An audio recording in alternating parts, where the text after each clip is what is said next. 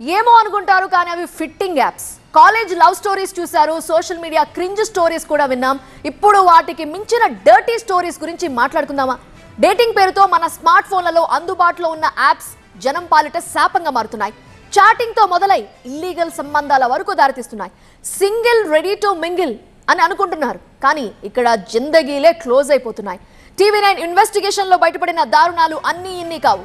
ఒకవైపు ఒంటరితనం, ఇంకోవైపు పేదరికం. వీళ్ళిద్దరి ఆశలు కోరికలను ఆసరాగా చేసుకుని విష బీజాలను నాటుతున్నాయి so called dating apps. Instagram, Facebook, X లాంటి సోషల్ మీడియా యాప్స్ లోనే ఈ డేటింగ్ యాప్స్ బల విసురుతున్నాయి. 16 to 60 అన్ని వయసుల వారిని ఫ్రెండ్షిప్ పేరుతో టార్గెట్ చేసి ఉచ్చులోకి లాగుతున్నాయి. ఫైనల్ గా జరిగేదంతా ఇల్లీగల్ దందానే. సోషల్ మీడియా ఓపెన్ చేయగానే 1-2 రీల్స్ చూశాక వస్తుంది ఇలాంటి యాడ్. మీరు ఒంటరిగా ఉన్నారా? కాసేపు మాట్లాడే ఫ్రెండ్ కావాలా? డీప్ గా కనెక్ట్ అయ్యే రిలేషన్ అవసరమా? అయితే మా యాప్ డౌన్లోడ్ చేసుకోండి అంటూ యాడ్ ప్రత్యక్షమవుతుంది. దీంతో యువకులు, ఒంటరిగా ఉన్న పురుషులతో పాటు అటు మహిళలు, కాలేజ్ విద్యార్థినులు కూడా వీటి ట్రాప్ లో పడుతున్నారు. ఇది ఫ్రెండ్షిప్ చాటింగ్ వరకైతే ఓకే, కానీ అంతకు మించి జరుగుతున్నాయి. మా యాప్ డౌన్లోడ్ చేసుకోండి, మీకు నమ్మకమైన వ్యక్తితో ఇష్టం వచ్చినంతసేపు మాట్లాడండి అంటూ ఆడవాళ్ల జీవితాలను ఆగం చేస్తున్నాయి డేటింగ్ యాప్స్. చిన్న చిన్న అవసరాల కోసం డబ్బులు సంపాదించుకోవచ్చు. తమ అవసరాలకు కొంతైనా ఆసరా అవుతాయనే ఆలోచనతో తెలిసి తెలియక ఆ డేటింగ్ యాప్స్ బారిన పడుతున్నారు సాధారణ మధ్యతరగతి గృహిణులు. వారి అవసరాలను ఆసరాగా చేసుకుని చివరకు న్యూడ్ వీడియోలు, హోటల్ రూమ్ల వరకు వారిని నడిపించే ప్రయత్నాలు చేస్తున్నాయి కొన్ని యాప్లు. 16 ఏళ్ల యువతుల నుంచి 60 ఏళ్ల మహిళల వరకు ఈ యాప్స్ బారిన పడి తమ జీవితాలను నాశనం చేసుకుంటున్నారు. భర్తకు తెలియకుండా భార్య, టైం పాస్ కోసం కొందరు, భర్తతో విడిపోయి కుటుంబ పోషణ కోసం మరికొందరు, ఇలా చెప్పుకుంటూ పోతే ఎంతో మంది మహిళలు ఈ యాప్స్ లో జాయిన్ అవుతూ కుటుంబ సభ్యులకు తెలియకుండా కొందరు, తెలిసి కొందరు మోసం చేస్తున్నారు. వ్యభిచారాన్ని సోషల్ మీడియా ద్వారా ప్రోత్సహిస్తూ మిలియనీర్లుగా మారుతున్నారు డేటింగ్ యాప్ నిర్వాహకులు. ఈ డేటింగ్ యాప్ల సంస్కృతి పట్టణాల్లోనే కాదు, పల్లెల వరకు పాకింది. అసలేంటి డేటింగ్ యాప్స్? ఈ సంస్కృతి ఎలా మొదలైందంటే అంతా ఇంపోర్టెడ్ సంస్కృతే. టిండర్ అనే డేటింగ్ యాప్ గురించి అంతా వినే ఉంటారు. దీని నుంచి పుట్టిన విషపుత్రికలే ఈ డేటింగ్ యాప్లు. అశ్లీలానికి ఆన్లైన్ అంగడిగా మారి అటు ఆడవాళ్లను, ఇటు యువకులను సెక్స్ మత్తులోకి దించుతున్నాయి. స్నేహం కోసం రమ్మని పిలిచి అశ్లీలాన్ని మార్కెట్ చేస్తున్నాయి. కొన్ని యాప్స్ లో మన ఫోటోలతో ప్రొఫైల్స్ క్రియేట్ చేసుకోవచ్చు. ఇంకొన్ని యాప్స్ లో అంతా సీక్రెట్, ఎవరి పేరు ఎవరికి తెలీదు, ఎవరి ఫోటో కూడా కనిపించదు. అయితే వీడియో కాల్స్ లో మాత్రం అంతా విప్పేస్తున్నారు. ఇండియా మొత్తంలో డేటింగ్ యాప్స్ కు సెపరేట్ గా ఎలాంటి లీగల్ అనుమతులు లేవు. కొన్ని అప్లికేషన్లకు అనుమతులు ఉన్నాయి. ఆ రూల్స్ నే తమకు వర్తింపజేసుకుంటున్నాయి ఈ ఫ్రెండ్షిప్ యాప్స్. ఐటీ యాక్ట్ పరిమితులకు లోబడి అవి పనిచేయాలి, కానీ అలా జరగడం లేదు.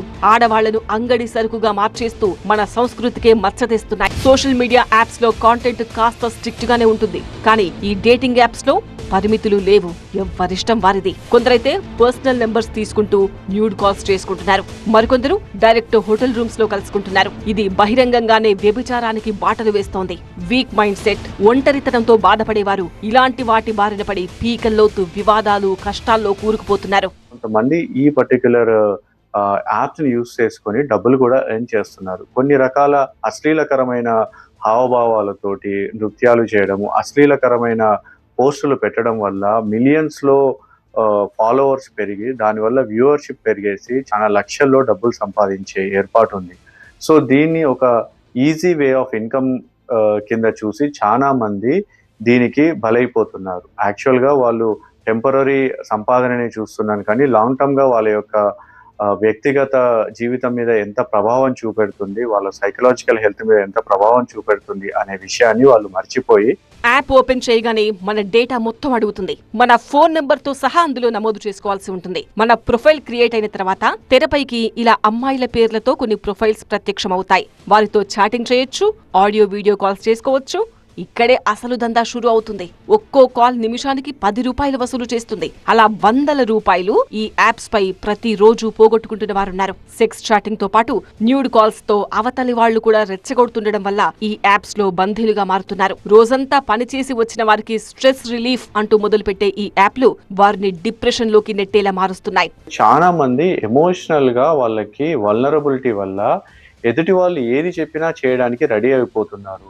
వాళ్ళు డబ్బులు అడిగినా ఇవ్వడానికి, లేదా వాళ్ళు ఎక్స్‌ప్లాయిట్ చేస్తే ఈజీగా సకంబ్ అవ్వడము, ఇవన్నీ జరుగుతున్నాయి.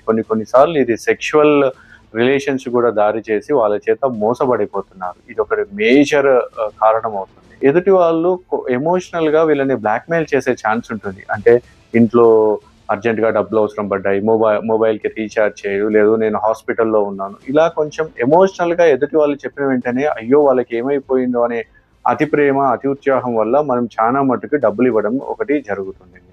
ఇంతే కాకుండా కొన్ని సార్లు వాళ్ళు ఎక్స్‌ప్లాయిట్ చేస్తున్నారు మనల్ని, బ్లాక్‌మెయిల్ చేయడము.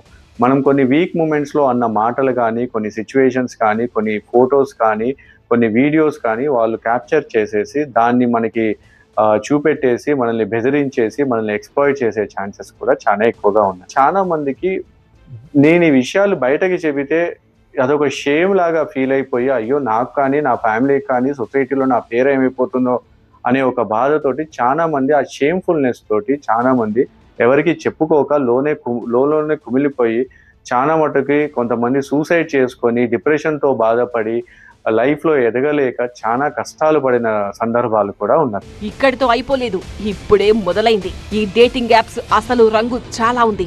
డేటింగ్ కాదు, క్రైమ్ కు కేర్ ఆఫ్ లుగా మారుతున్నాయి.